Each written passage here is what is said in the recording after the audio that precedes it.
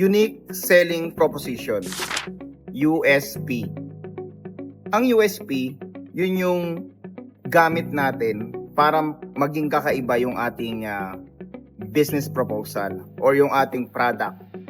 Anything na ino-offer natin sa mga tao, dapat kakaiba. Kasi ang problema ng mga bagong negosyante or yung gusto magnegosyo, ang iniisip nila is saturated na yung market. Kaya ayaw na nilang sumubok. Ayaw na nilang makipagsapalaran kasi nga madami nang gumagawa.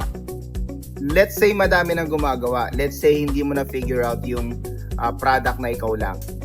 Let's say gusto mong mag-offer ng product and service na existing na. Pwede naman sa pamamagitan ng USP, Unique Selling Proposition. Kung ano yung existing, i-improve mo. Kung ano yung existing, bigyan mo ng twist. Yung twist na mag-a-attract ng mga client or customers.